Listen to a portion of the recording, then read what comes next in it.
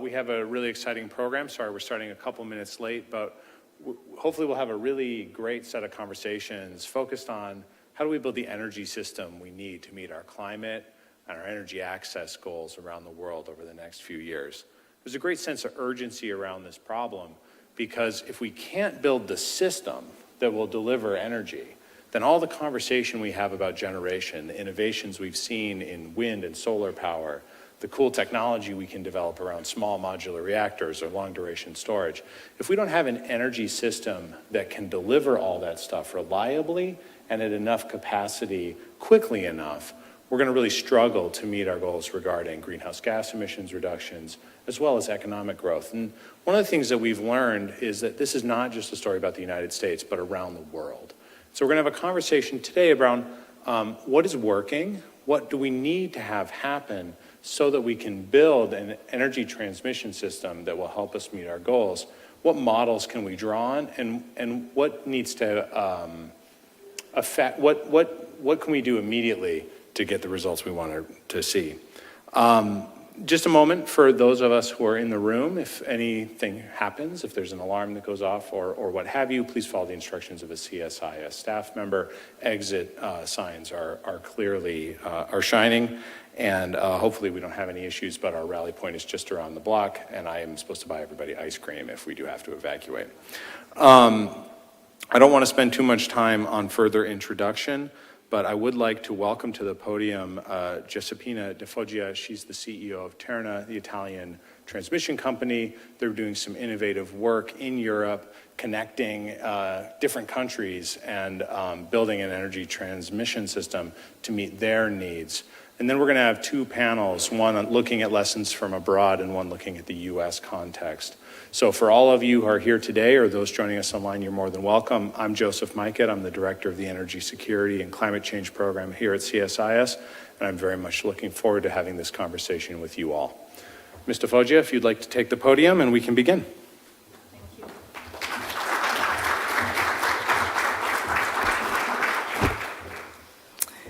Good morning, distinguished guests, colleagues, ladies and gentlemen. I'm delighted to stand before you today and would like to thank the Edison Electric Institute for your kind invitation.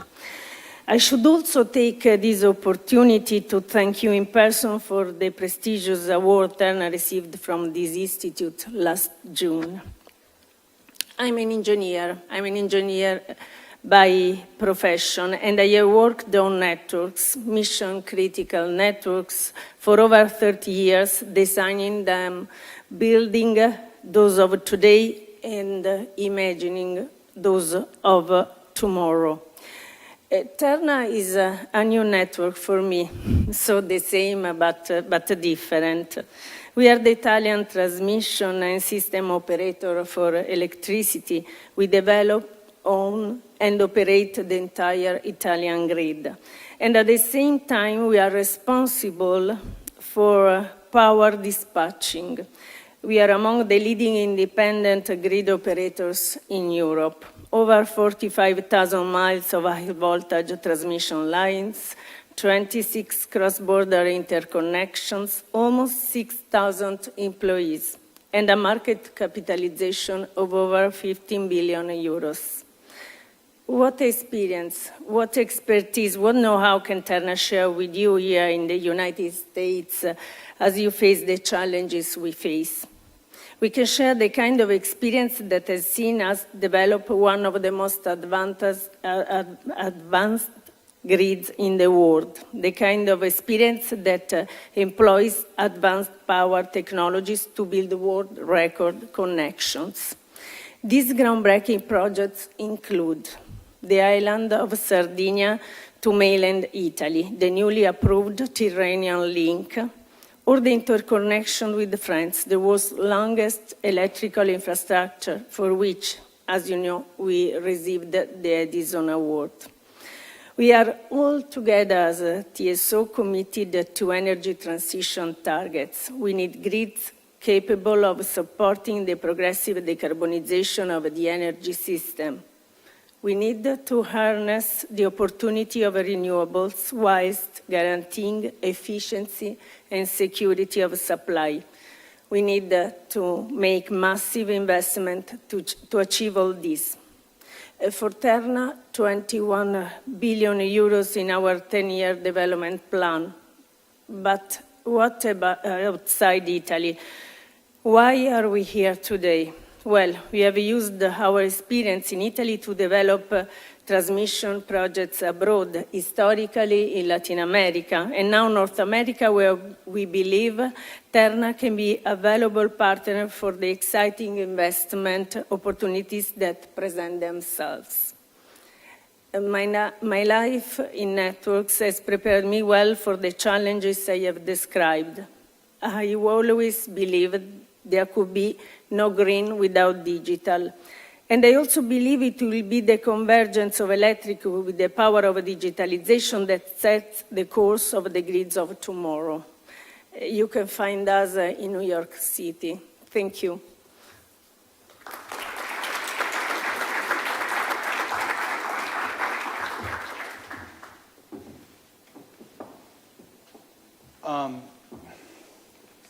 Thank you. You've been here for a few days. You're talking to people here in Washington. Our title today is Lessons from Abroad.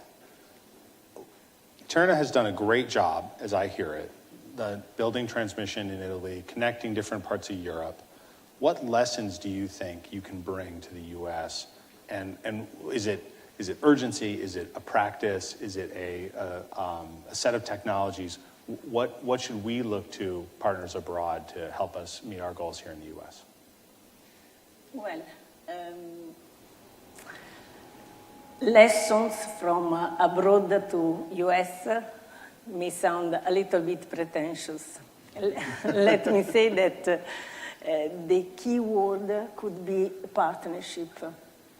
I think it's important to share knowledges, also weaknesses, strengths, best practice. This is something we are doing also at a European level, because at the end of the day, we have all the same topics to take care of. So we met first time in Europe with the Energy Commissioner, Kadri Simpson, some European institutions, and the most important TSOs at the European level. And we shared the complexity of our job to reach the same target, that is the energy transition. We have one side bureaucracy, let me say, procedures to get authorization. On the other side, we have the regulator, we have the supply chain. So it's important to share and to put together ideas. And this is what we want to do in US also. And this is why we have, for example, an important project that could be an example of cooperation between US and us with the Stanford University. But my colleague will explain a little bit in detail this during a panel today. Yeah, I'm very much looking forward to that piece of the conversation, because the study that you've done with Stanford is really interesting. It highlights for me that part of this is an engineering challenge and part of it is a big social and political challenge. You spent your career as an engineer.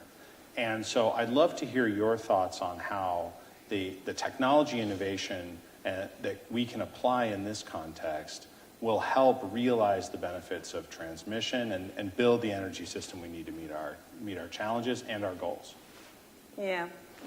Well, technology is everywhere. We cannot skip from technology, and it's not something only for engineers. Right. Also in our private life, we deal with the technology, and as I said, I am convinced that there is no green without digital, and I'm still convinced of that. And I think it's important to embrace digitalization in our networks, in our grid, to enhance, to let me say, strengthen security, for example, to strengthen predictability and efficiency. This is something we are doing at Terna with our grid. Right. And as you look at the conversation that we plan to have for the rest of the day, is there anything that you want to highlight for our audience, something that they really should pay attention to, key concepts to watch for? As I said, it is important to work together. This is something that I apply in my company, and we should apply at a European and at worldwide level. And I think that moments like this are really important for in this direction. Excellent. Well, I want to thank you very much for coming today and being part of this. You know, for those watching online or those who are joining, today's micro conference, as we're calling it, is really a joint effort. Our colleagues from Terna, Lawrence Jones, who's a senior associate here, but also at EEI. We've really worked together to put together this set of panels and participants, and so we're very grateful for your leadership, and we're really happy that you were able to make it here. So thank you so much for joining us. Thank you for the opportunity. Excellent.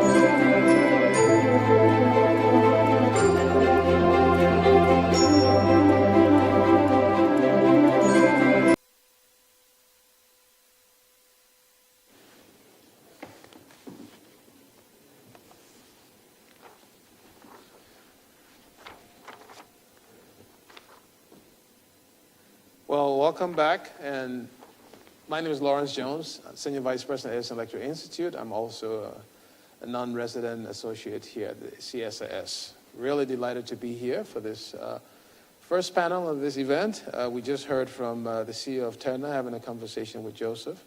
And I'm glad to be joined today in person by Linda Apsey from ITC, also Saifa Rama from the IEEE, and then Giacomo Donini from Terna.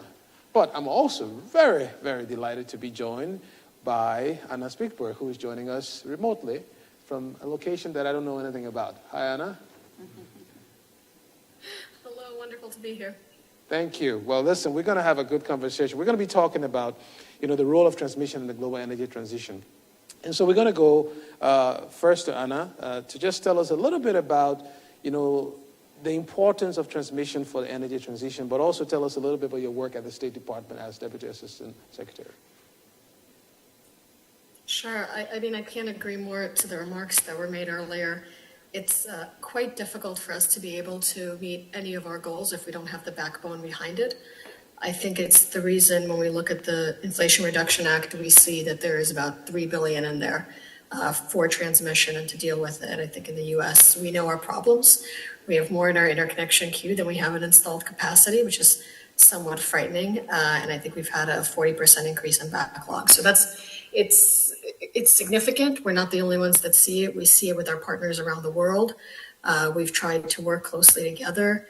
We have amazing efforts, not just at the State Department, but Department of Energy through our laboratories that have essentially gotten the system operators together to think of solutions. We've been working very closely with countries on their transmission issues and how much it's been impacting the clean energy development within their home networks. So, for example, with Vietnam, we've had conversations in South Africa. We've actually not only had conversations about helping with their markets and providing support to their markets technically, as well as on the regulatory side, but we've hosted a number of roundtables for the US market for foreign direct investments. So we've had interest from companies abroad that have essentially said, we would love to engage and we would love to be more active in the US market. We're very concerned about transmission. And we have brought together FERC and we brought together BOEM in some cases for offshore wind. We brought together system operators so they can explain how we're dealing with these issues. But I think as we look abroad, there are a lot of lessons that we can provide, but there's a significant amount of lessons that we can learn. Thank you, Anna. I'm going to come back to you just to get your perspective on the importance of critical minerals that we need to build transmission, and just to hear your thoughts on that.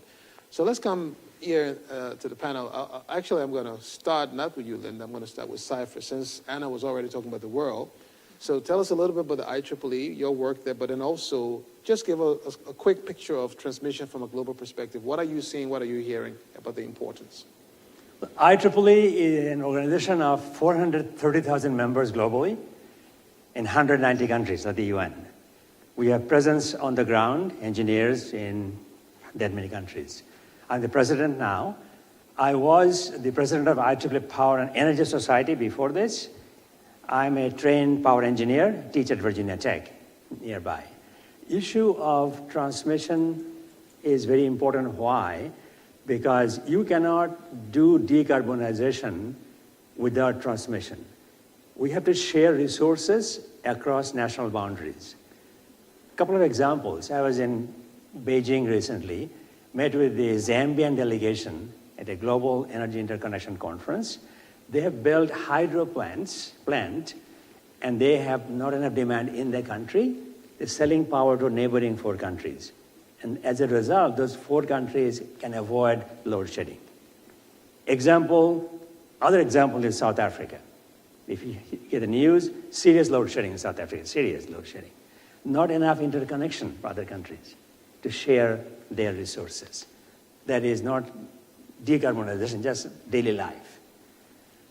Kenya, I was there 3 weeks ago, Nairobi, 93% fossil-free power, 93% fossil-free. 40% from geothermal, 50% hydro. Not their hydro, Ethiopian hydro. Transmission line, Ethiopian to Kenya. That's how they are decarbonizing their power sector. If you look at other countries, US buys power from Canada. New York buys power from Quebec. The value is, by buying hydropower from Quebec, New York City and New York State can avoid building a coal-fired power plant. That's decarbonization. This day and age, many companies want to locate their business in a low-carbon location. Very important. New York is an example, attracting companies to locate there because their power is low carbon. So my point is not just transmission line issue, the side benefit and perceptions of clean energy, like New York case, is important so that we can build on this. And one final comment, Lawrence, as an engineer, I don't want to fight head on, find a way around it, not fight head on. So if you fly over many countries, see rivers, they're never straight line, going around rivers. Why? Water found the least objectionable, least problem way to flow. The waters are going around. I'm going to go take that route. Around the problem, but solve the problem. So I'm a solution provider. IEEE has a point now. I run the IEEE's decarbonization program. So we, IEEE, promote clean tech solutions for climate sustainability. That's where I come from. Okay, makes sense, I hope. I think what you were saying there, though, is it's not just, obviously, the emphasis when you talk about decarbonization, but I think just energy access more broadly. In many parts of the world, before you even start to talk about decarbonization, you need to talk about just providing basic electricity. And I think not just around the world, but even in other developed countries, we need to keep that in mind, that we don't need transmission just for decarbonization. We need transmission for reliability. We need transmission for resilience. So let's then come to the folks who have to stay awake at night and keep the transmission flowing. Linda, tell us a little bit about ITC and just share your thoughts on, what you see some of the barriers are in terms of just building more transmission more broadly. Sure. Well, thank you, Lawrence, and thank you for the opportunity to be here this morning. So ITC, we are the nation's largest independent transmission company, and what we mean by independent is we are transmission only. We have absolutely no affiliation with anyone who owns generation, sells generation, and so that, I think, provides us with a very unique perspective on sort of what is ultimately best for customers as it relates to the high voltage electric transmission grid. We've been in business for 20 years now. We are based in Southeast Michigan, but we operate across 7 states, soon to be 8, in the upper Midwest, and then have projects in the Great Plains area of the country. Most of our assets, all of our assets are in regional transmission organizations, mostly the Midwest ISO, some in SPP. And we have had, incredible success in our 20 years of existence, investing in and building in, much needed transmission. We just announced last week that, we are embarking on our most aggressive capital plan ever, which is almost $6 billion in transmission investment over the course of the next 5 years, and why, right? And it is, for all the reasons that we've already sort of mentioned here today, and that is, obviously, baseline reliability projects. We've got to continue to upgrade and improve, replace the current infrastructure that exists. Obviously, we've got these large regional transmission projects that have been awarded by the Midwest ISO. So these are large projects that transcend multiple transmission owners, transcend multiple states, and those are in large designed to access renewable resources in the remote parts of the country, the wind-rich regions, although certainly lots of solar opportunity as well. And then, of course, we're seeing significant increase in needs to interconnect more and more renewable resources.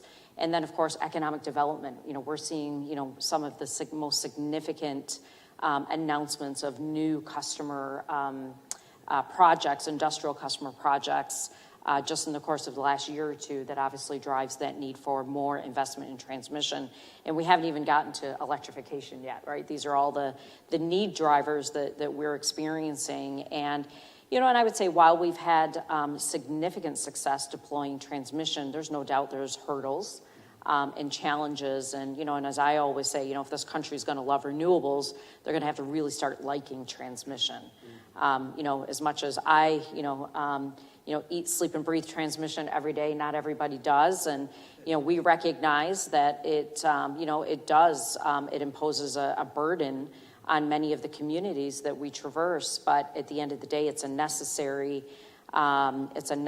investment in infrastructure. And so, the challenges, I think, that exist in the transmission space, I think, are somewhat, indicative of, kind of our, various layers of regulation, state regulation, federal regulation.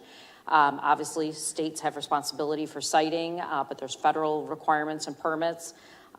We are a federally regulated, rate-regulated entity, but certainly we work very, very close with our state regulators and our customers as well. And so we just have a whole myriad, if you will, of layers of regulation, stakeholders, voluntary membership in regional transmission organizations, which, in some ways, are akin to gerrymandering if you step back and look at it.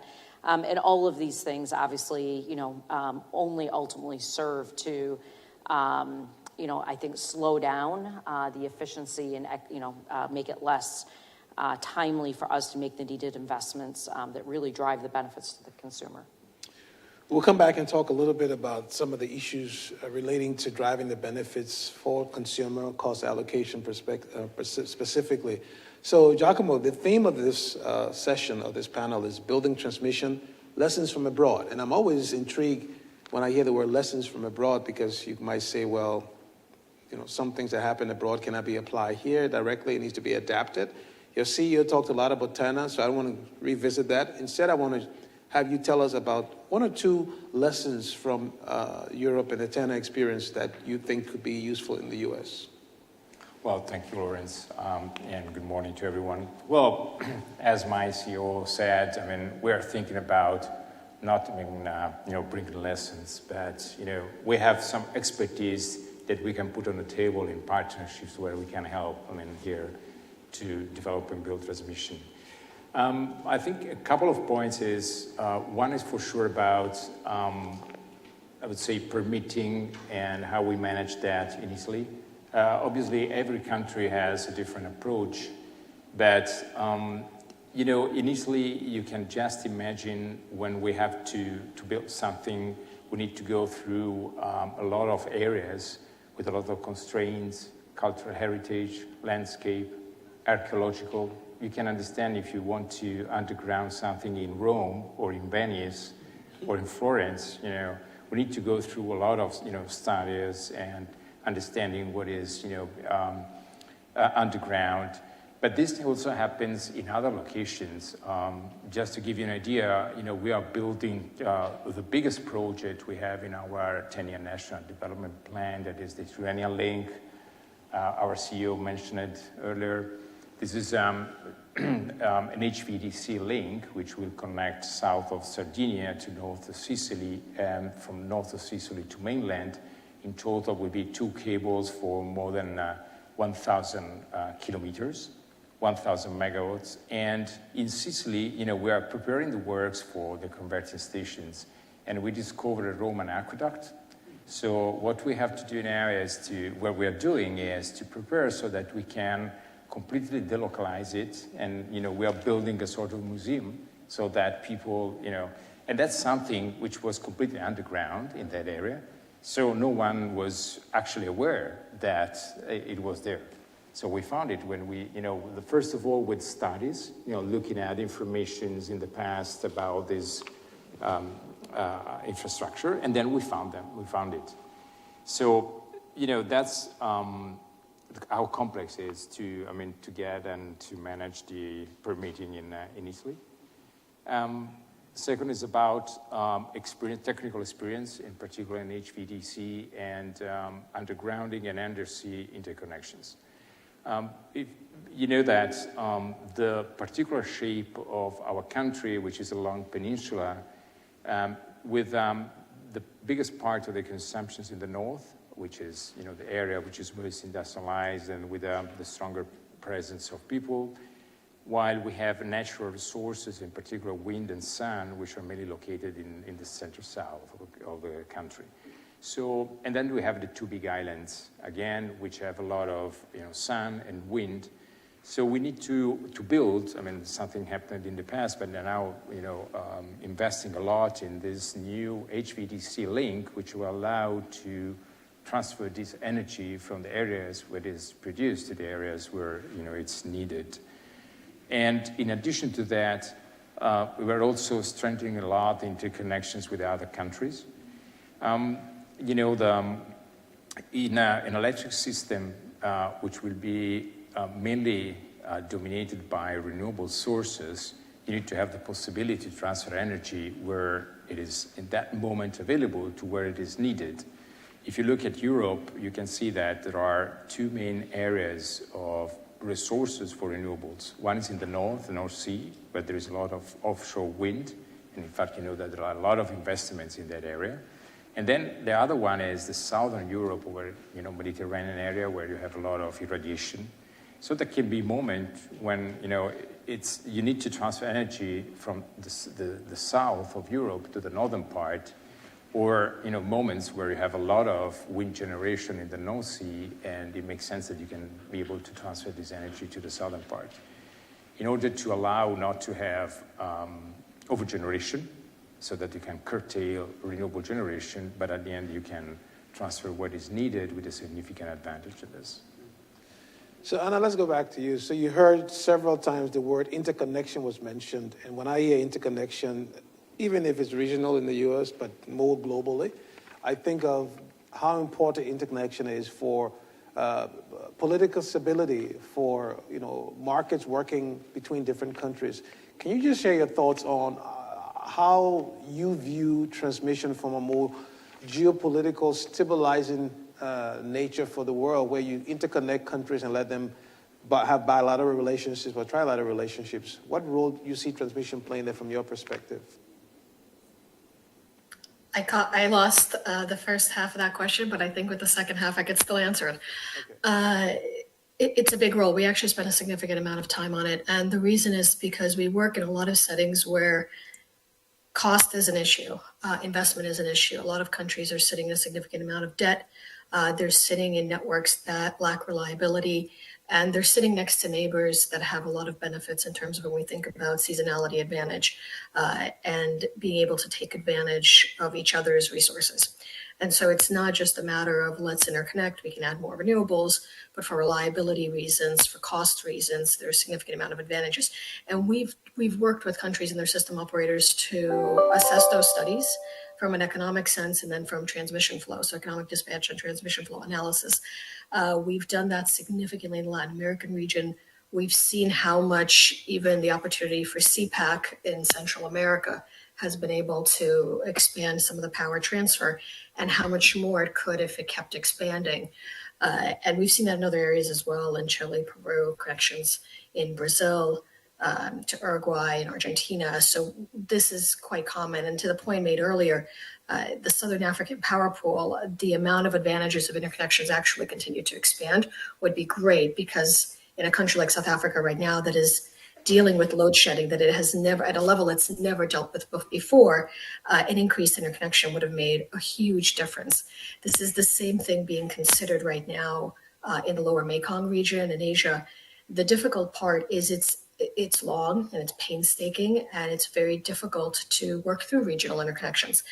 There's a significant amount that needs to be worked out in terms of contracts, in terms of cost, in terms of force majeure, in terms of who actually gets the power in an emergency if both countries are in an emergency. And the allocation of those resources becomes a difficult discussion. And the other problem is that if you're counting on an interconnection, you're counting on the system looking a certain way when you assessed it. By the time a lot of these projects are able to come to fruition, there are other generation projects that have been brought in, and as a result of that, they change those dynamics. And so those are the kind of issues we've tried to work through. We've seen significant opportunities in Europe as well. But the opportunity is amazing. And it's really just figuring out how forward-leaning each country is and how much they're willing to work on the regulatory, the policy, and the cost side to make it a reality. It's actually commendable to see the Department of State having a bureau that's focused on these issues, because typically you wouldn't imagine the State Department making a priority to focus on transmission. So I applaud you all for that. So I want to talk about allocation with you a little bit to get your perspective, Linda. But before I do that, I want to put Professor Seifer, because you always put the professors on the spot, right? So I have a question, Seifer. Help us to understand. If all of this thing that's been said, Giacomo talked about the great work they're doing, Linda talked about it, you just heard from the Deputy Assistant Secretary, how can we make transmission likable? Because it seemed to me that this thing is so important for the world. We all say it's important. You just talked about it, Linda talked about it, and so did Anna. But there seemed to be a resistance or a lack of understanding of how important it is. Now, you're an engineer, Giacomo is an engineer, I'm an engineer, Linda, I think you're an engineer as well. Yeah. So have we done a bad job in telling the transmission story? What can we do to make people fall in love with transmission? Well, engineers do the work, they don't communicate very well. So that's my mission as IEEE president, communicate what you do well. And how you communicate, they have to listen to you. Why should they listen to you? They must have a stake in the game.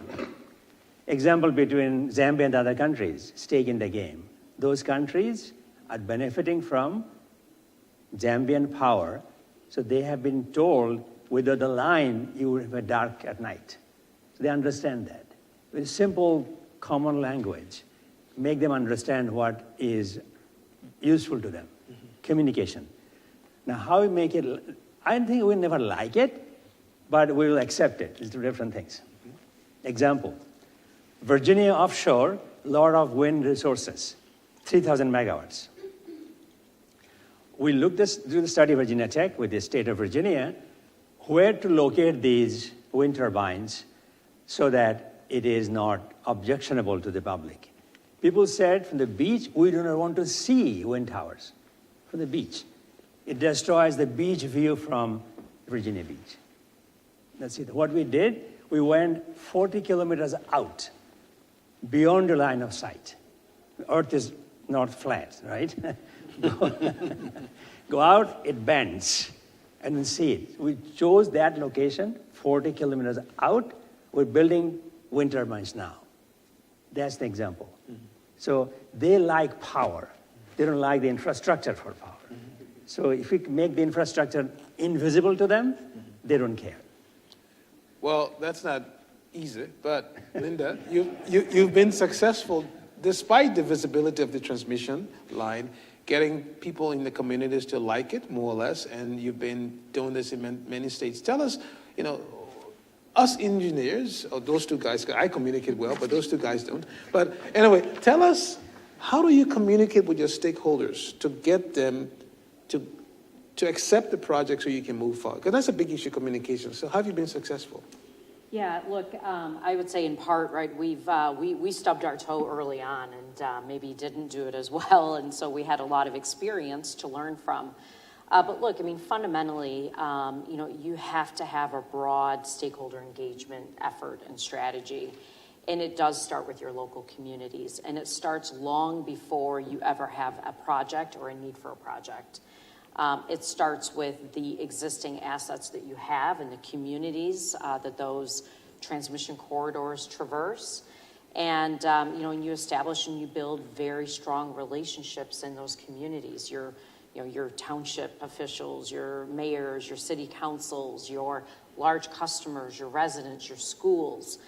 And, and that comes with, obviously we have a response and obligation. And I've said, we need to find more ways to bring, our transmission assets, our transmission corridors to the benefits of the communities that host them. Mm-hmm. And so we do a lot of work, for example, building wildlife habitats, restoring those corridors to a lot of their native grasses and sort of prairie condition. It brings butterflies and, kind of a lot of the natural wildlife. But we're working with communities across our footprints to build bike paths and walking paths. Mm-hmm. We have corridors that are hundreds of miles long, right? And as you think about communities and what do you want in your community, is you want to enjoy it, you want to access it. Mm-hmm. And so we've been working with a lot of our local communities to build a bike path on the edge of the corridor. Of course, we've got all the legal, requirements that, we need to access our trucks. We can shut the path down, and, our lawyers obviously work with us in the communities on that. But those are just a couple of the ways in which you can, bring the benefit of your infrastructure to the communities beyond just keeping the lights on. Mm-hmm. But it is a long-term, it's an education, it's an awareness, it's being a good community partner, good community citizen. And then when it comes to where we do need to, site new transmission, we have an extraordinary success rate. We probably have over 95% success rate where we get voluntary easements for to build new transmission corridors. And, it's, what you find, and this is where I think, we talk about siting, there's a lot of focus on federal permitting and federal siting. For us, our companies, only 3% of the siting that we have requires any type of federal permits, and it's all state and local. And so, you've got to work with those local communities, and it's educating, it's awareness, getting them to understand the bigger, broader benefits, and then of course a lot of the places we do business, right? It's farmland. Mm-hmm. They get the rent, if you will, for us using their land. And farmers are the greatest economists in the world. They get it. They understand it every day. And so working with each and every landowner, understanding what matters for them, and then doing our best to work with them to find a solution. And really, really proud of our success rate in being able to invest in infrastructure. But certainly, we still have challenges. And unfortunately, I think those challenges are growing and getting greater as we go forward at a time when never before have we needed transmission like we do. So I'm going to go to Giacomo to talk a little bit about how you've been successful building transmission in those very pristine parts of Europe. But before we do that, Linda, can you just tell the audience here and watching online about the fried chicken? Because you even went to the extent of using fried chicken to get acceptance for building a transmission line. Just tell us that little anecdote. Yeah, so of course, when it comes to siting transmission and whether it's a state permit or a federal permit, obviously we have to follow all the existing requirements and laws as it relates to endangered species. And we happen to be building a transmission project in the state of Oklahoma, and I don't specifically recall the name of it, but it's a dung beetle that apparently is on the endangered species list. And so in order to mitigate and remediate before that we could construct, we had to remove and move this dung beetle. And so apparently these dung beetles enjoy fried chicken.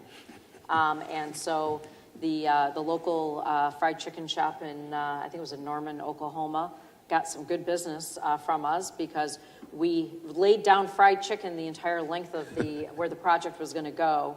And we picked up the fried chicken and moved it to the other side of the road with the beetles on it, and we had mitigated the issue. So I was talking about that earlier.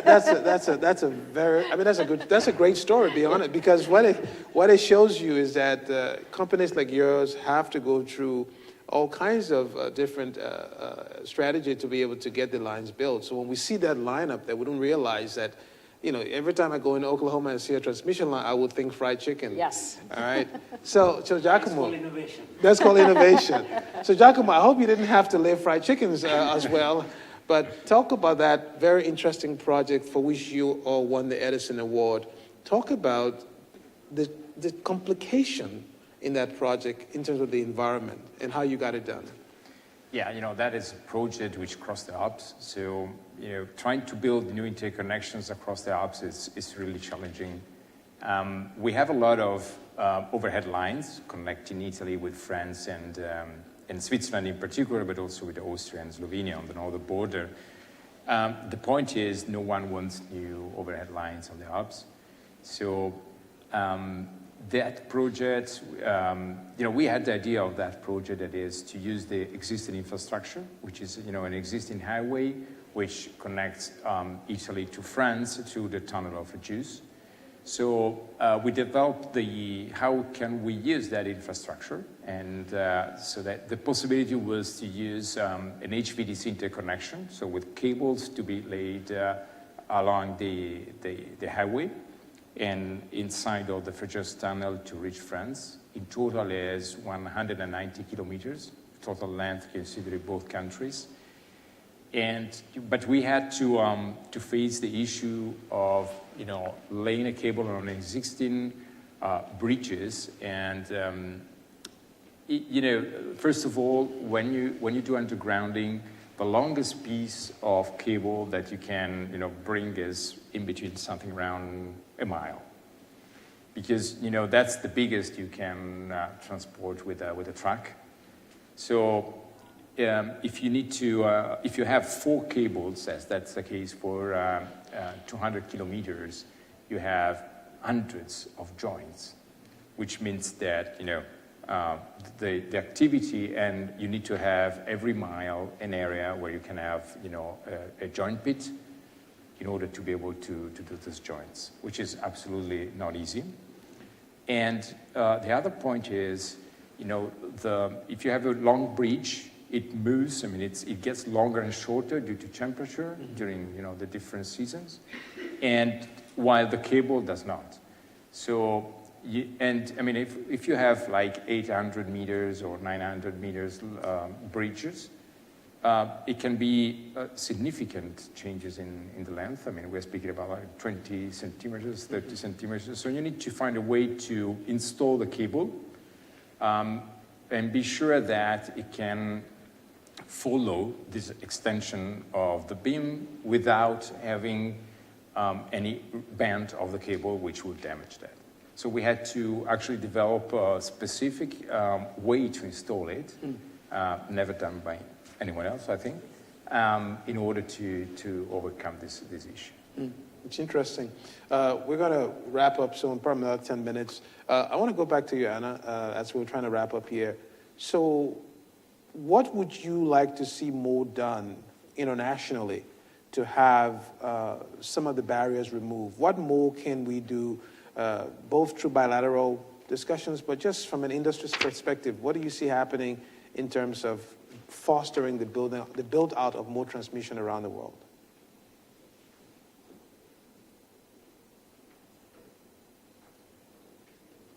Oh, Did you get my question?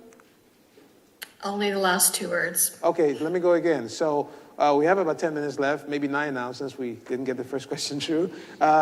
So what do you think needs to happen to accelerate building more transmission around the world? What do you think we need to do? Is it technology, public policy from your perspective? What more can be done?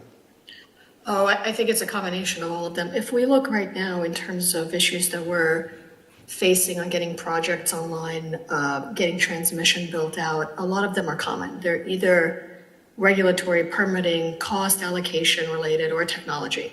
So there's a significant amount of opportunity to think about on the technology side, how we use virtual power plants, storage. You have Australia, for example, building out community storage so they can ease some of the constraints of their system.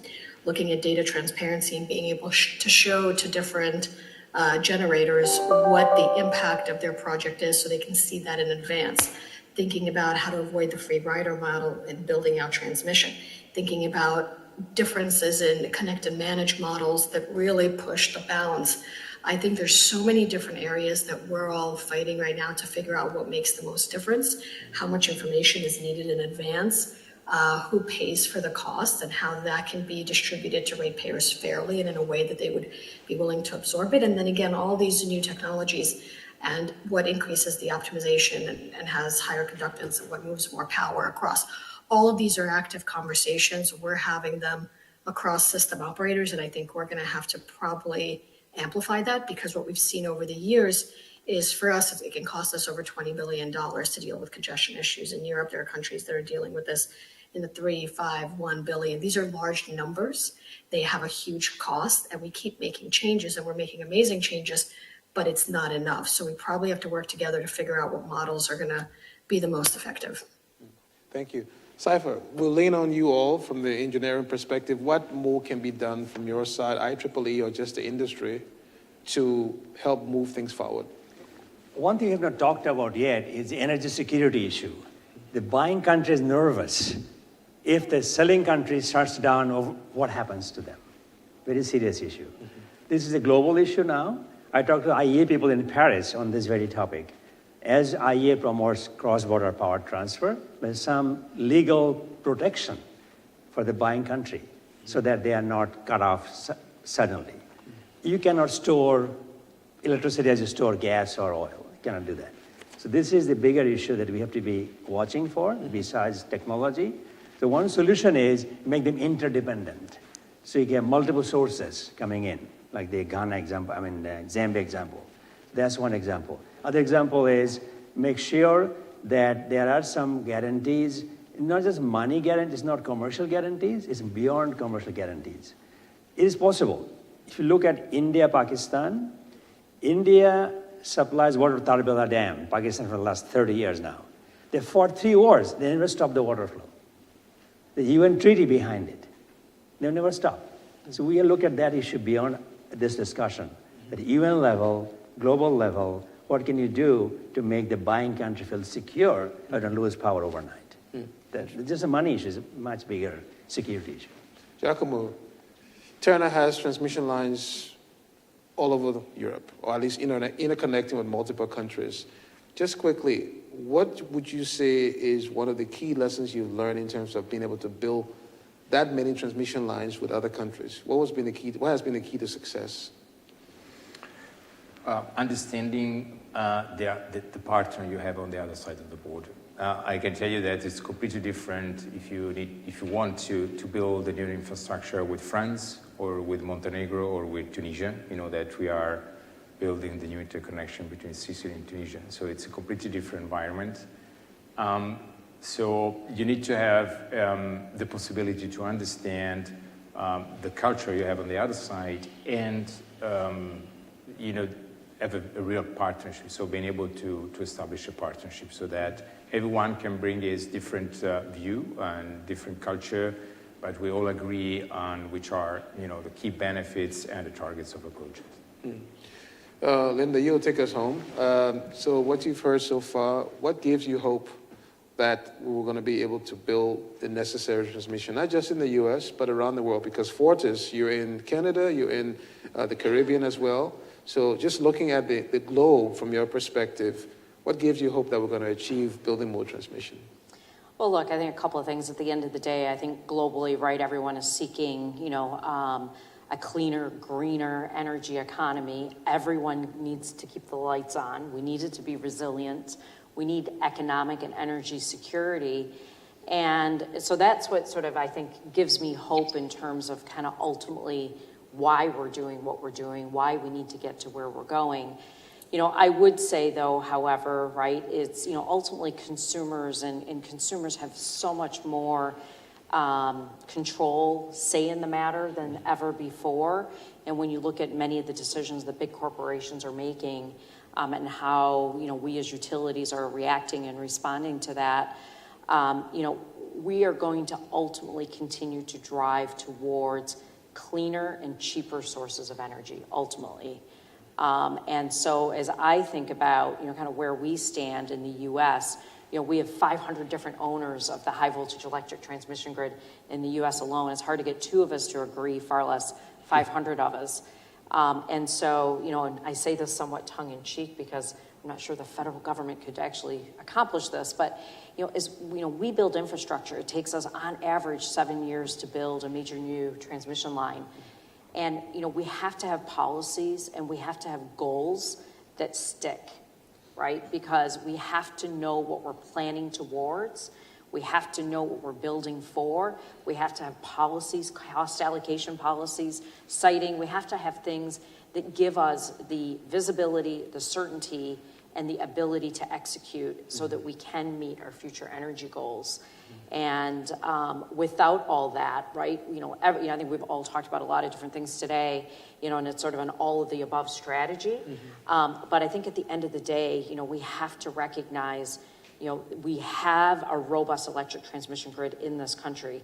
It is not going to propel us for the next century, the next 100 years.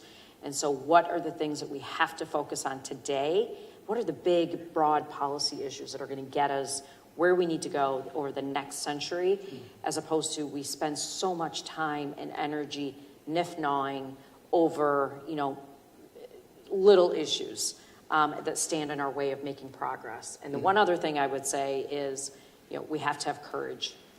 There is a fundamental lack of courage, I think, that ties into a lot of political issues to make big, bold decisions. But if we don't make those decisions, unfortunately, I think reliability and resiliency will be at risk. And that is a non-starter for those of us that have operational responsibilities. Keeping the lights on, that is people's security, it's our economic security, it's safety, and we have to keep the lights on. And if we don't get out of our own way, I fear the worst. Well, look, we have covered a lot of ground in 45 minutes. Time goes by fast. I would just say one of the words we didn't mention today was uncertainty. And about a week ago, Joseph, Lisa, myself, we were all nervous because we were not sure if there was a government shutdown, if we would have Anna. So that uncertainty kept us awake for a couple of days, and fortunately we didn't have a shutdown. So Anna, thanks for joining us. It's great to have you, even if you're just with us remotely. I think the comments being made from all 3 of you, Linda, Cypher, and Giacomo, have all been valuable. I would just end on a note, coming back to the fried chicken, and that is, if you're walking on a transmission line and you're trying to understand it, walk with a simple frequency sensor, measure the frequency that you will hear when you walk on a transmission line, put it into a sound translator, and you'll be surprised. It ends up becoming a very beautiful music. So if you want to understand why transmission is great, listen to what I call the transmission music. Ladies and gentlemen, please join me in thanking our panelists, and thanks, Anna, for joining us remotely.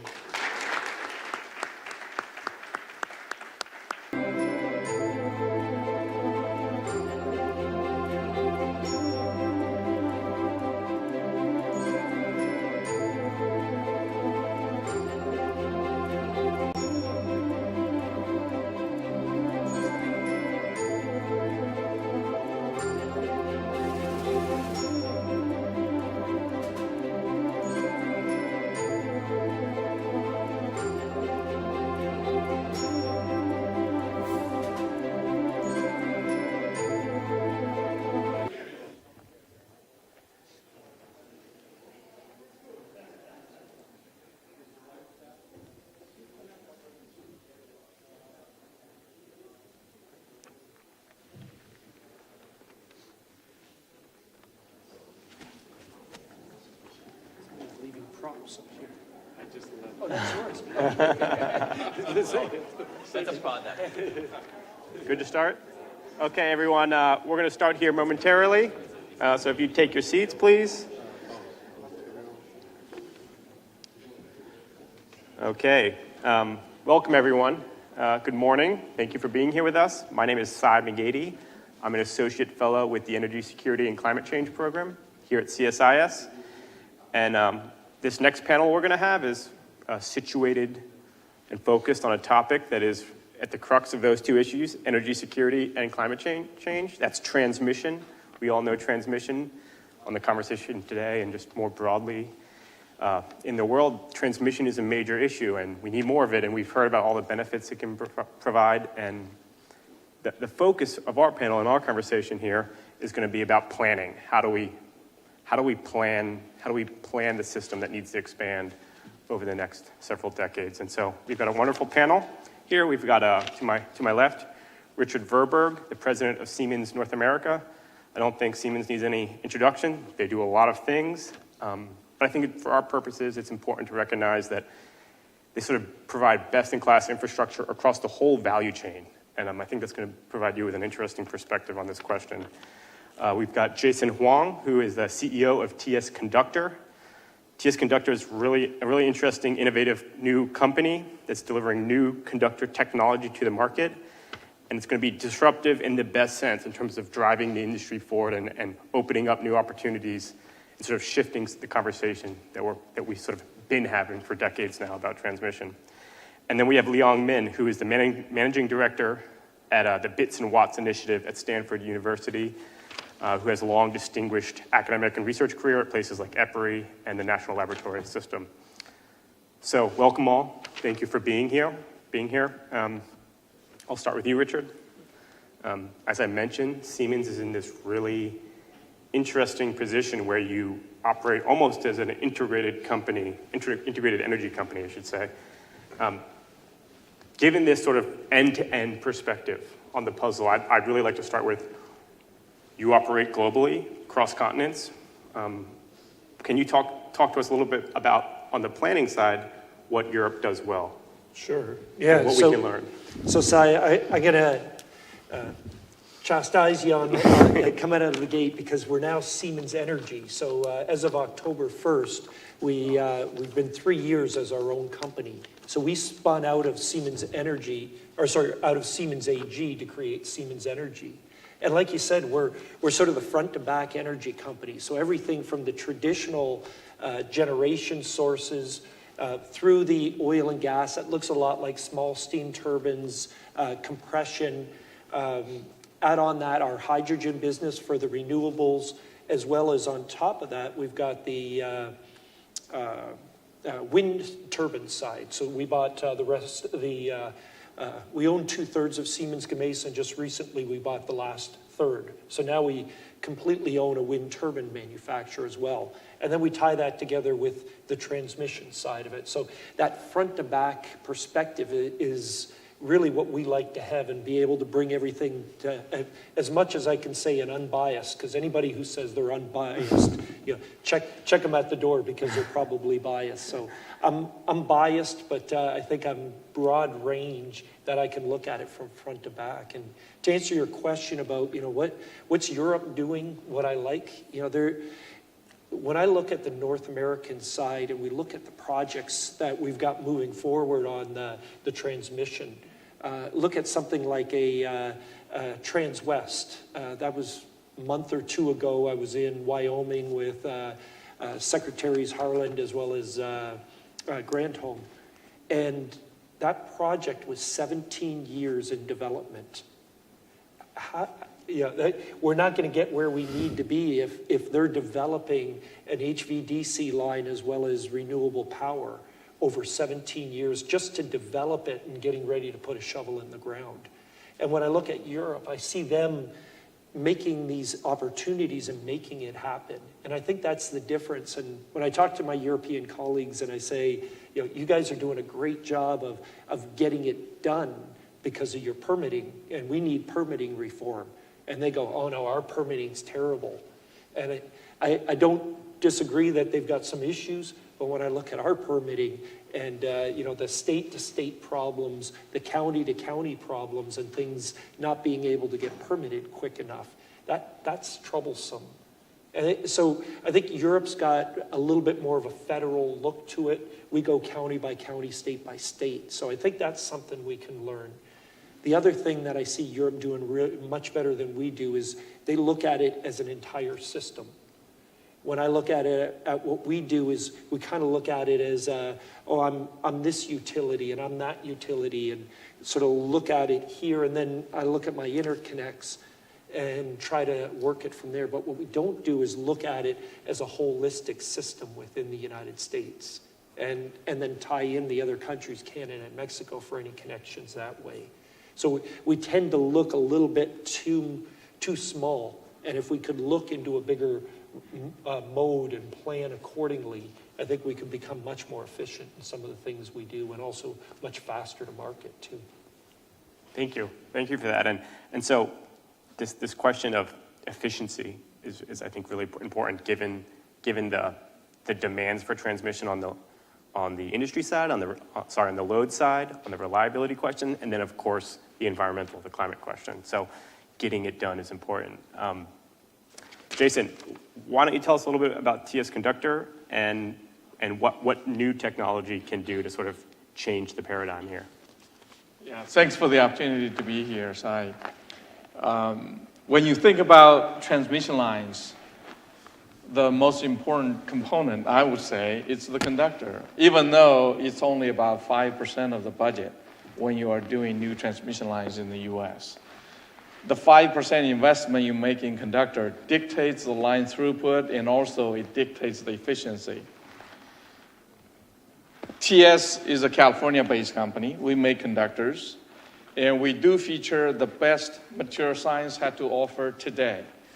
When you think about the lines that are out there, the conductors that are in use is predominantly a technology called ACSR that was developed in 1908. Think about everything around you. How many technologies are that old that you're still relying on? The story of conductor technology evolution in the past 100 years is actually a story of material science. Some of you may be familiar with energy generation, like gas turbines. They started with high temperature alloys and then single crystals to get the temperature up, then to ceramics. It's a story of material science. Same here with conductor technology. What we have today, we have the most conductive aluminum, which is the annealed aluminum, high purity. And on the strength member side, instead of the steel that was developed in 1908, we have carbon fiber composite that are proven widely used in aerospace. And I used to work in aerospace for 20-some years. I worked on A350, 787, and also the F-22, F-35s. So I know a little bit about material science. I got involved in conductor technology in 2010. And what we feature carbon fiber composite as a strength member, which is twice the strength of steel virtually no thermal expansion. That's why you don't have a sag issue you have to worry about. It is only 20% of the weight of steel. And if you combine them together, that's in one singular material, you're not going to find another material that has all these attributes. We combine that in this conductor. And on top of that, our industry has been conservative for the right reason: safety, reliability, longevity. What we have done, which is the real innovation in this technology, is we take some of the aluminum, they're still conductive, to protect the carbon fiber composite material, so that we have all the degradation mechanisms designed out. We have designed in the product's safety, reliability, longevity, which is really what the industry wanted to have. And the product is also compatible with traditional work practice, which makes the lineman happy as well. I'll pause here. There's more that I can share. Thank you. Yeah, it's really, really exciting technology. And I mean, the electric sector as a whole is sort of just composed of a whole series of sort of technological revolutions. We're all very familiar with wind, with solar, the cost curves there. Storage technology is exciting. And we often forget that there's innovation happening as well on the transmission side. And so I guess I'll move next to our last guest here. Liang, you work at Stanford University. You host an initiative that sort of brings together research academics across disciplines, connects with industry. Can you tell me about, like, what are the big themes that research is focusing on that you're hearing about in terms of how we integrate and adapt to these innovations that are just happening across the sector? So, I mean, this is a very big question, right? If we really narrow down to the topic we're discussing today, transmission planning, I would say everybody loves renewables. That's why we are here. So I always say, if you love renewables, you have to love transmission.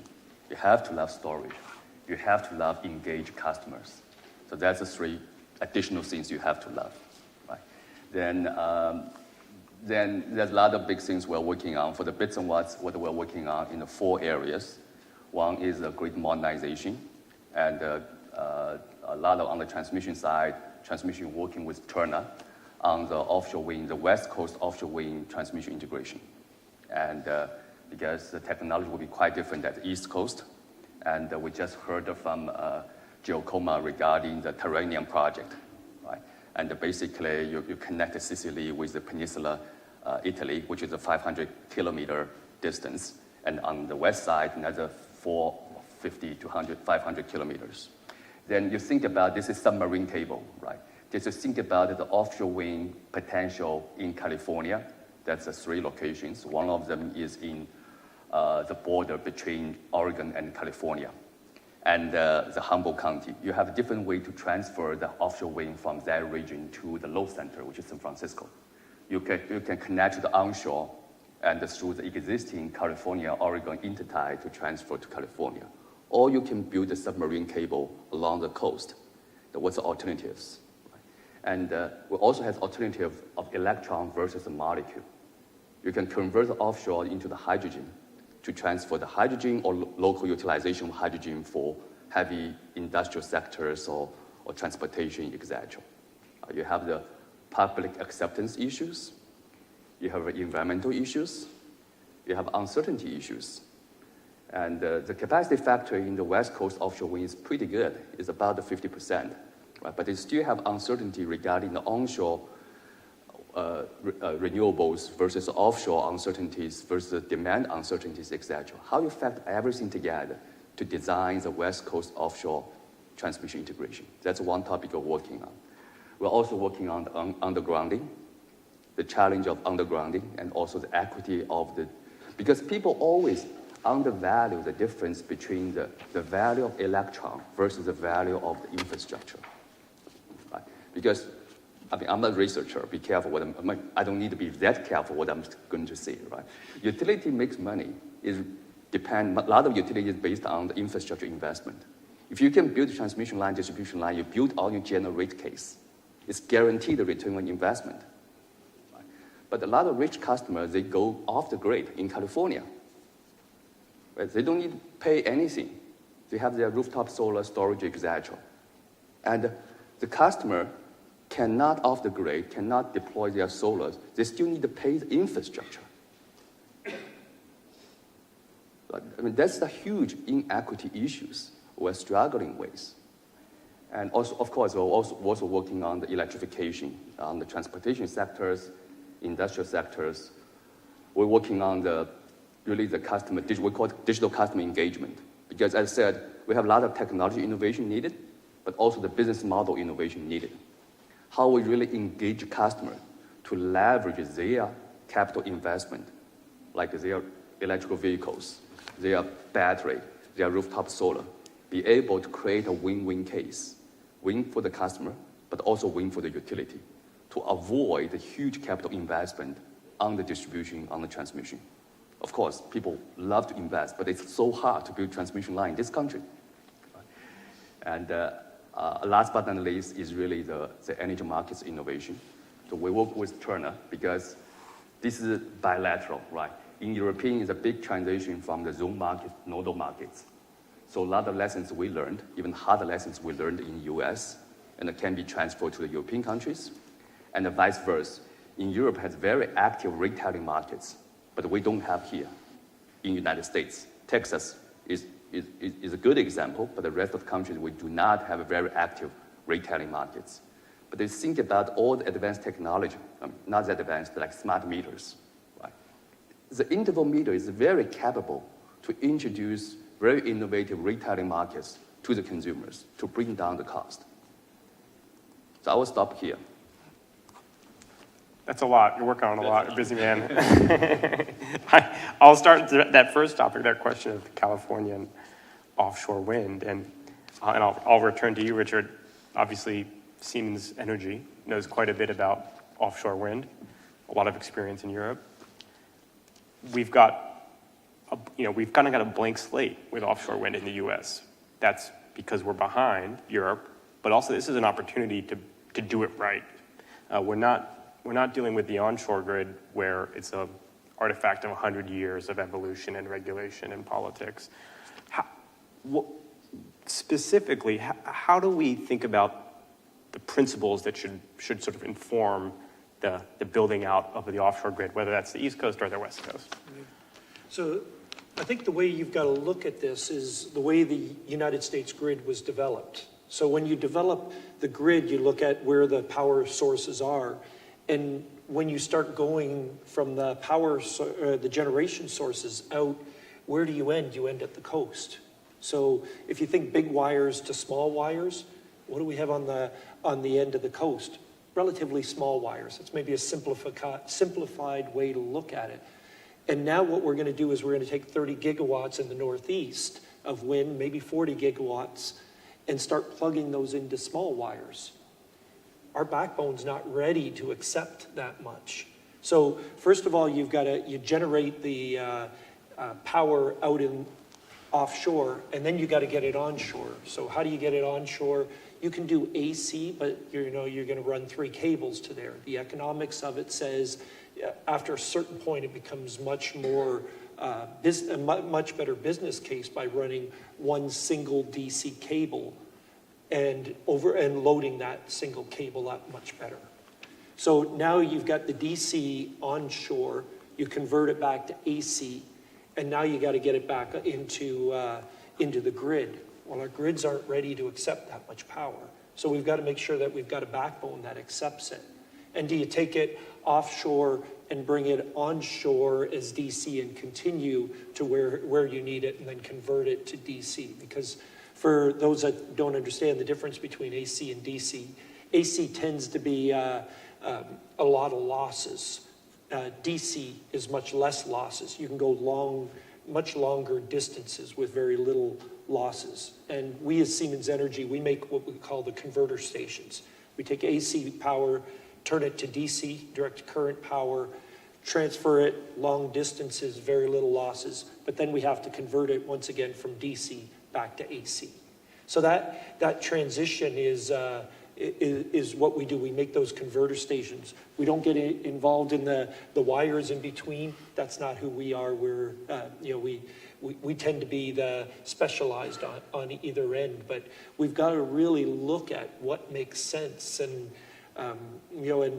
put a business case behind this. I think too often we've gone down a road of theoretical discussions, hey, I really like this design, not that design. But when we put common sense business cases behind that, that's where we see things starting to happen. And, the challenge, though, that we're going to have is how many suppliers of DC that can really come into the United States. There's really three of us, Hitachi, us, and GE. Hitachi and us and Siemens Energy are the bigger players. GE's coming in. They had some initial difficulties technical-wise. We're hearing that they're getting better at it now. So we've got three players. There are some Chinese players, but in real life says that they're probably not going to be able to be allowed into the U.S. So we used to chase between us 3 or 4 projects a year. Now there's over 70 projects out there. We are overloaded beyond belief. And it's not necessarily our factories, it's more around our people. Trying to get good power control engineers, and hopefully the schools are bringing them out. We heard that in the last panel, is pushing the good people out for us to hire. But it's around people, getting the right people into this field, because it wasn't so long ago we were ramping down because we didn't see a future in HVDC. And suddenly, within a year, we saw it flip to go from a couple of projects a year to 70. And, frankly, none of us are ready to be able to do that. If a customer comes today and says, I'd like an HVDC, here's my spec to bid on, our answer as Siemens Energy is, we don't bid to a spec. Here's our standard, this is what we can do. And second of all, we're not bidding. Do you want to work with us or not? Because if I have to put engineering work to bid to an RFP that I may lose, that's a waste of that critical resource. So we're saying, partner with us, we'll go open book with you to show that we're fair. And that's the way the market is. And by the way, if you want a product delivered, we're probably talking 29, 30, somewhere in there if you place the order today. Hitachi, I heard the other day, they were in the 31, 32. So you're talking 7, 8 years till you start getting HVDC projects. And, so we've got a lot of problems in the transmission industry right now. A lot of problems, but it sounds like a good position to be in from a business perspective. It's definitely a seller's market that it hasn't always been in that mode. Yeah, and so this question of, shocking, but we've got supply chain constraints. This is no longer a new refrain. The entire energy sector, I think, has become sort of saturated with this concern. This brings us back to that opening comment about speed, right? We've got to figure out a way to get lines built in the next 5 years, in the next 10 years, and then, of course, in the 20 to 30-year horizon as well. And so, Jason, I want to move to you. How does new technology solve, or how can it address the speed problem? Is there, it's novel, it's innovative, it has engineering characteristics that are over my head, but seem to be better than the competition. But on the speed front, what is the value? Yeah, let me put it in perspective, because speed also had to do with the window of time that we have as humanity to address climate change. I've learned from Charlie, he's in the audience, that the Earth is melting 400 billion tons of ice every year. The question is, when all the ice are gone, it's irreversible. We don't have infinite time to address this issue of climate change. When you look at the problem we have in terms of capacity limitation or bottleneck in the grid, there are a couple of ways to solve it. I believe there will be need for some, backbone, new transmission lines. But by and large, we really need to take a harder look on the existing grid, the existing rights of way, the existing tower and the structures. As I said before, only 5% that we've invested is in the wires. If we reconduct, which is the wires that you replace with a conductor like this, you can potentially double or triple the line capacity at minimal cost, and you can do it without retrofitting any structures. That makes the whole job a lot faster as well, because you are not replacing structures, you are not retrofitting any structures, you're also avoiding all these difficult outage times that you have to schedule for a utility. And I also want to make a point about the affordability, because it's not just the speed that we have to address. The cost had to be addressed. There's the equity issue that Liang brought up. When you do reconductoring, you are minimizing the cost that we needed to do in upgrading our power grid. This technology, it allows you to address the CapEx issue. We're the lowest installed cost option for new transmission lines among all alternatives, including the traditional ACSR conductor. We are also the lowest cost option for reconductoring, because you don't have to retrofit any structures. And there's an efficiency story that Richard brought up, that when you do DC transmission lines, the line loss is less. When you have a technology like TS, we can reduce the line loss by half. That can be leveraged to subsidize the cost associated with grid modernization. And our current business model, I think Liang mentioned about that, utilities are encouraged to invest in CapEx, and then you make a guaranteed return on that. There's a lot of economic value from leveraging line loss savings. Yes, the technology of the past, ACSR conductor is the same. You didn't have the options to look at more advanced conductor, more efficient conductor. They are available now. This technology is volume manufactured, commercially deployed. If you take advantage of the line loss, save some of that from a regulator perspective for the utility in terms of return to their shareholders, and you can leave, let's say, 2/3 for the ratepayers. Everybody would be a winner in that case. And we need to look at that as well, in addition to just innovations. There's a policy side that we need to be open-minded, be accommodating in terms of encouraging new technology to be deployed cost effectively as well. Liang, I'm going to go to you. How do we get the planning processes to be receptive to innovation like this? Or put more differently, what are the principles in terms of planning, design, that need to be shifted such that innovation is valued and is incentivized? Well, there's several things, right? Let's start. I would like to piggyback what Richard mentioned, the European and US perspective. Right? The first thing is we need a national transmission plan. In this country, we do not have a national transmission plan. We have a regional plan very well, right?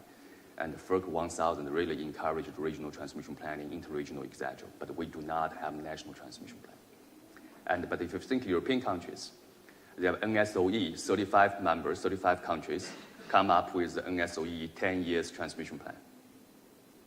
That's wonderful. It's different countries. We have one country. And the second is I lay down some data just for you guys to think about it. Right? We built in this country less than 10 gigawatt, probably like 8 gigawatt transmission in the last 10 years. In Europe, built more than 40 gigawatt, like 45 gigawatt or 50 gigawatt in the last 10 years. That's a difference. Right? And the United States, the last years, the energy consumption is 4,000 terawatt hours. European countries is 2,600 terawatt hours. Let's give you the comparison. Right? Then the West Coast, East Coast, we have 600 gigawatt capacity in East Coast, 200 gigawatt in West Coast. The transfer capability, is less than 2 gigawatt. That's the data.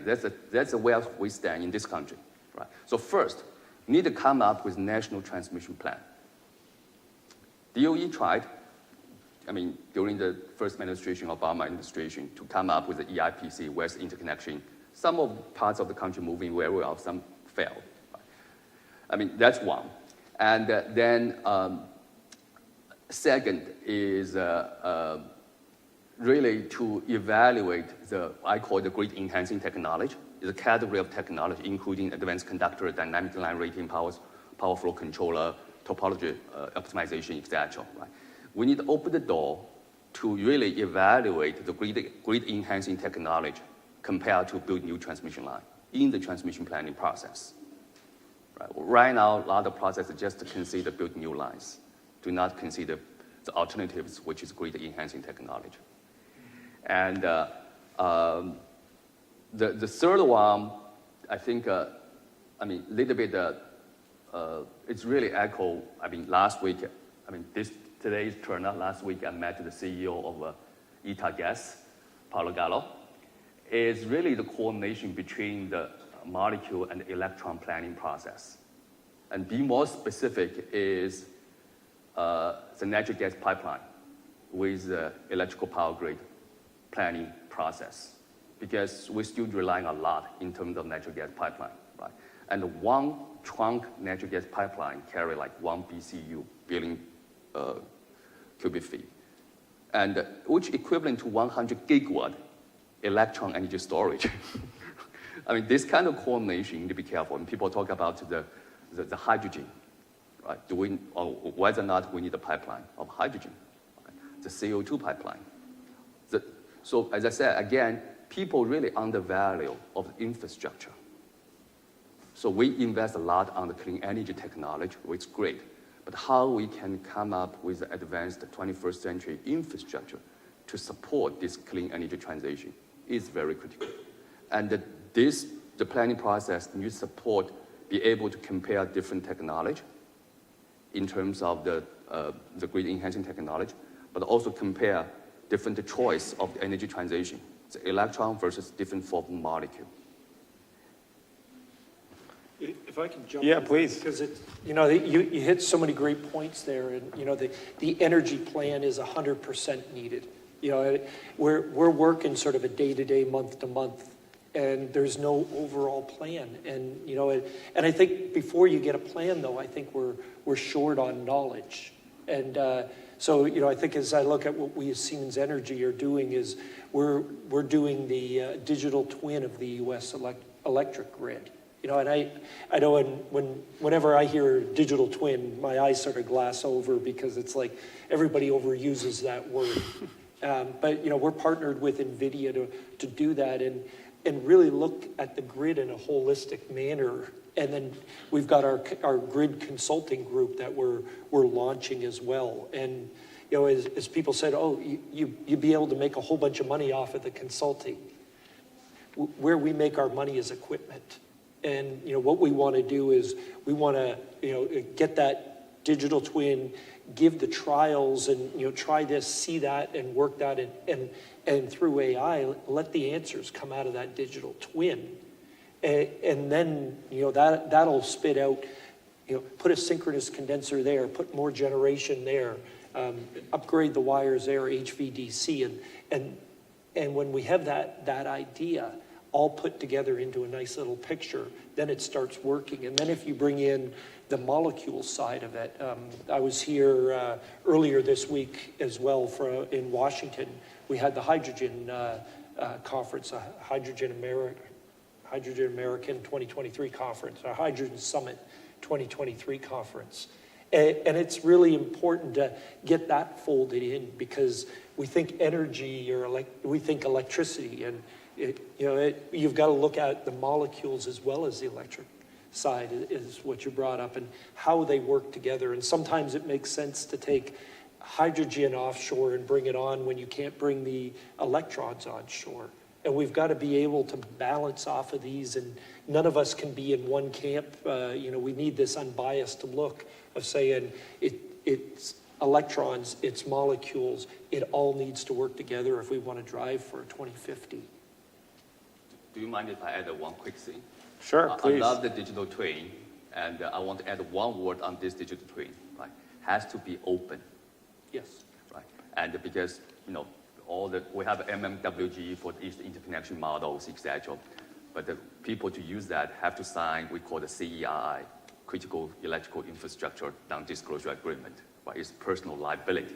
How we build our open model, open digital twin for everybody, whatever small communities and others, be able to compare different choice of transmission corridors, different technology in terms of infrastructure technology or generating technology. That's the key.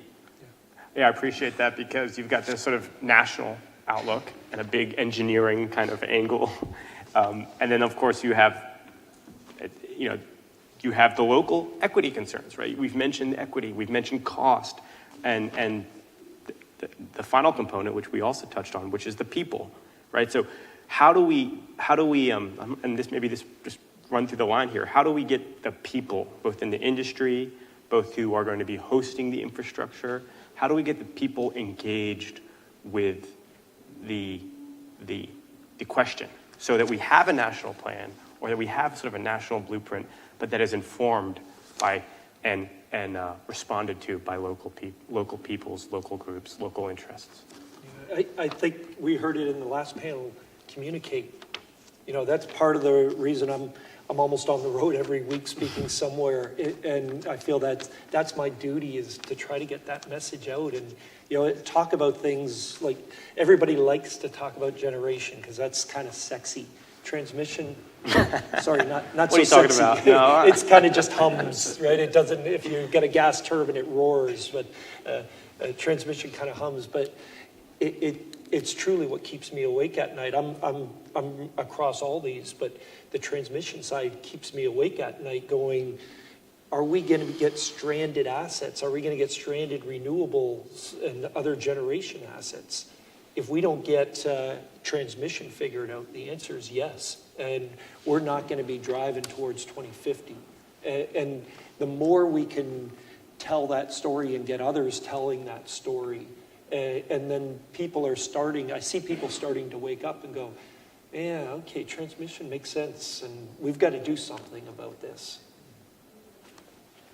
Yeah, I'll address it in a different angle. Richard has covered the communication piece. I think the technology help on the people side as well. One is, if you have a technology that allows you to be compatible with traditional ways, you don't have to retrain the employees, line crew. You use the same tools, same equipment, so things can be done a lot more smoother. On the other hand, if you are able to do reconductoring more, and you are avoiding the structural retrofit, you don't have to schedule the outage and having the line crew kind of scheduled for 15 months. You could get it done in 3 months. And lastly, this technology has actually a lot more room to grow. We actually are embedding an optical fiber inside that makes the conductor smart. You can do self-monitoring with this conductor, unlike the dumb wires of the past. And what does it do? It allows you to significantly simplify the line maintenance. For example, if you have vegetation accidents, you're going to have a cold spot. If you have, there are gunshots, people shooting at the power lines as a target practice, you may have a hot spot. When that happens, you will be able to use the optical fiber inside the conductor itself to sense where this is happening as it happened, so you can dispatch people to get it fixed without the problem manifesting to something much worse. You are also able to leverage the technology to do things like embedded dynamic line rating, for example, that allows you to get even more capacity out of this technology. And for extreme weathers, you will be able to, in the control room, to monitor wildfires because the ambient temperature is going to go up. This conductor will pick that up. When the fire is getting close to the circuit, you will know where in the circuit the area is affected, the circuit is affected by the fire, so that instead of the mandated power outage, PSPS in California, you can do targeted, smart outage to manage wildfire risk. If you have major storms, whether it's ice or wind, it will pick it up where in the circuit is getting that impact or experiencing the impact from extreme weather. So you will also address the resiliency issue in addition to reliability. We talked about affordability that people care about as well. So technology can help on the people front to make their job much more efficient and to allow us to do more things even with the existing people or employees we have. Leon, people, how do we train more of them? How do we get more exposed to the mechanics and the realities of the grid such that they can engage in these conversations, work in these situations, work for these companies? So our philosophy is, conversation is very important, but also this needs to be quantitative conversation, right? We give the very quantitative data to support any facts or any position we try to make. And the second is, I want to say, this communication is not go to the federal state level, it has to go down to the communities. Because community, you have to get a community buyer for any big infrastructure, small infrastructure project you're going to build, right? So what we did is we collect the SEC 10K filing for all the investor-owned utilities regarding their transmission and distribution investment and the frequency and duration for outage. We get RAS data from all the co-ops. We use the federal open inquiry to send all the utilities to get close to 2,000 utility investment and the reliability data. And we use the AI to correlate with historical climate-driven events. And we do the compound analysis, like different kind of events correlated with each other, or overlay the open US transmission model on top of that. We do the comparison. If you build new lines, if you do the different technology, what's the impact to these local communities? So we give this open platform to the community to evaluate, to see the value new technology can bring to their communities. Yeah. My point has to be on community level, each zip code. Yeah. The technology, the information, the tools have to be delivered at that level, as well as the planning level, the industry level. That's unfortunately all the time we have. Thank you so much to my guests. I'm going to hand it off to Joseph Majkut, Program Director, here to close us out.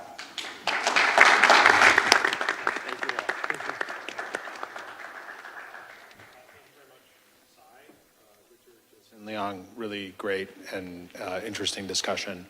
I just want to spend 1 minute to thank our colleagues who helped make today possible. Lawrence Jones at EEI, our colleagues at Terna. This has been a really interesting conference, a dynamic set of conversations, and just two things I wanted to remark upon. One, I'll never look at fried chicken again the same way. And two, something that Anna said really stuck with me, that the U.S. has a lot to learn from how this is going to work abroad and has lessons to share. And I hope that we can all be engaged in that conversation going forward. So to those who joined us in person, to those who joined us online, thank you so much. I'm Joseph Majkut signing off for CSIS, and we'll look forward to continuing this conversation down the line.